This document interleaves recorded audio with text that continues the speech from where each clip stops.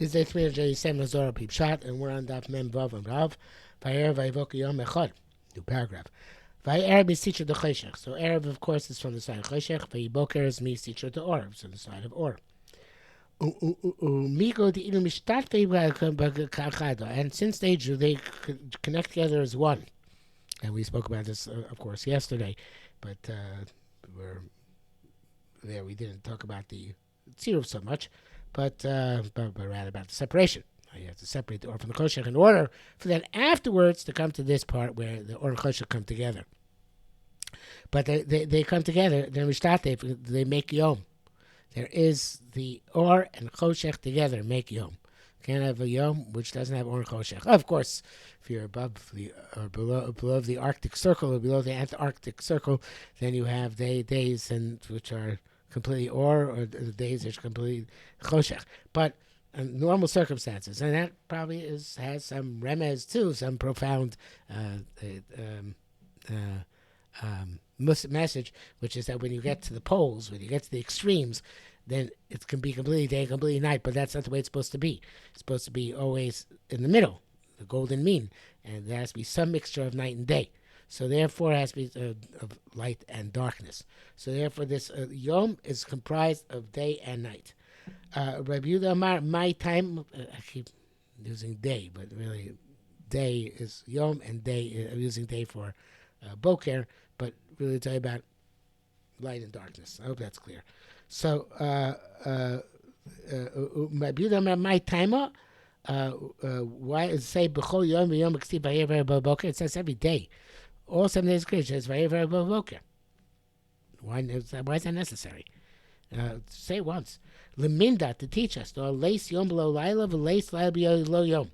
So he also uses the terms Yom and Boker interchangeably, and but there's no day without night, and no night without day.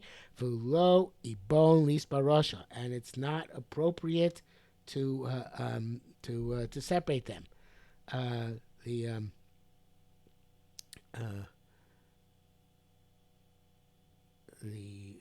This is the interesting means down here from the Zohar, bring that for the Tzvi Hirsch Chayes, not known as a Mekubal.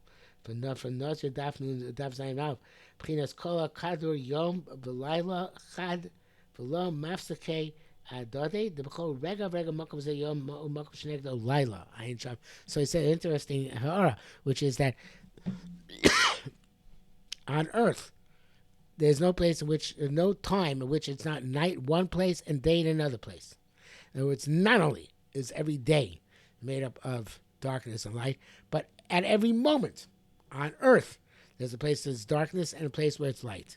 And therefore, and getting back to the poles, right? When it's completely dark at one pole, it's completely light at the other pole, and vice versa.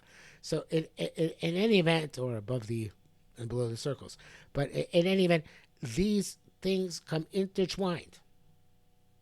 There's not supposed to be an elimination of either one. And they're not supposed to be separated. They're constantly unified.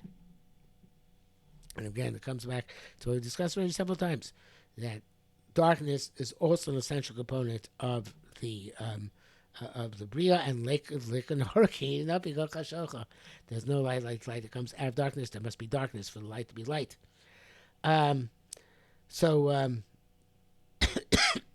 Abba said, "Who Yom Navik Arkad Ma, the day that the initial light came out is Pash B'Kuli Yomi.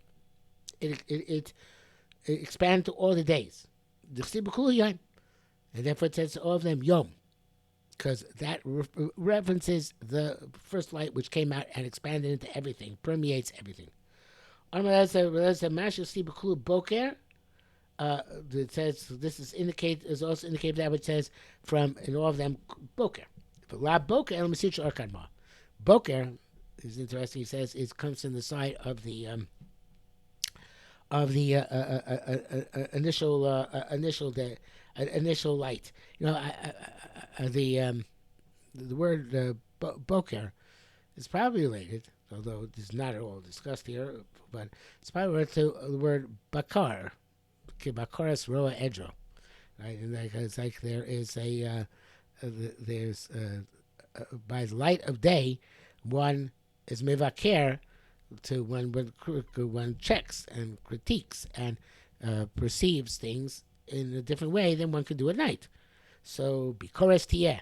So therefore, the initial light, comes to be mevaker, to critique and to analyze, to explore, and to understand what to do with each and every day.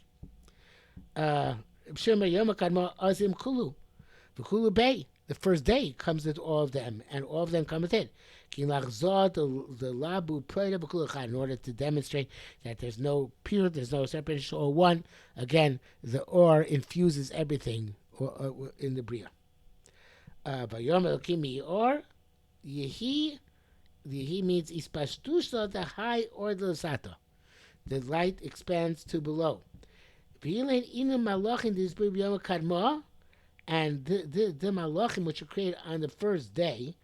Now, the question is which malachim were created first day, because normally understand that all the malachim were created on the second day.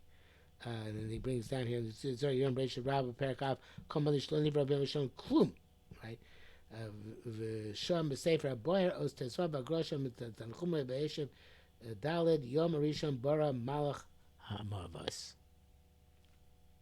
So even though it says Klum, there's different interpretations. That's Bereishis Rabbah, according to the Gra and Tanchuma, and then the Malachim created first day. According to the Zohar here, certain Malachim were created first day, and these Malachim were very powerful Malachim. They sustain the Chesed throughout the Bria, and this is V'Elokim Es Or Ki Tov, because Baruch saw the Or which is good. In other words, there's always the Malachim first days, the ones which bring down the Or to the world and maintain the Chesed in the world on a constant basis. So V'Elokim Es Or Ki Tov, actually, I was reading V'Elokim as if it's going in the line before, but it seems like it's a separate and new line, so I take that back. V'Elokim Es Or Ki Tov, going to the word S now. What does the word S mean in a sentence? S is liskalala. We know S is alf to tough, and we know that it's a word which always comes to darshan. We know, as I don't know if it occurred recently, but I'm sure I told you past that Ben Gurion wanted to eliminate the word S from the Hebrew language because he held it superfluous. So it always comes to teach us something. And S is the derivative, if I recall correctly, the Maral says, of MS, shorthand for MS. So S, Liskalas Baklai the Lonara, to include the lens which is unclear, which is normal way of perceiving things, and Esklar the Nahara with the lens which is clear. Some say let's quick as a mirror, the same principle. In other words, something which is a clear perception. Deitmar Ki Tov, right? So it's to include everything with an Or Ki Tov, even things which are unclear. Ultimately, people can perceive with clarity. They would see how they are the Ratzon Hashem. Amr Rabbi Elazar said, "Es liskalala," to include ulazga, seems to also mean going to include. I guess it means to uplift, perhaps. The kulumal, the Derech says the rabbis call malachim. Kulumalachim the asim isisha the or da. All the malachim come from this light. The kulam narin kidkamesa b'kim mushlim. They all illuminate as they did in a perfect way, even though we can't see them. But nevertheless, we can as they see it. But there is underneath, as the song goes, "Afilu shabastar shabatoch hastar b'vade shamani nimtza," right? The song from Rav Nachman. So there's always that light underlying everything, and of course, Shechidei school, I'm sure, can tap into it. But we're supposed to have that knowledge that it's there, underlying everything which goes on in this world.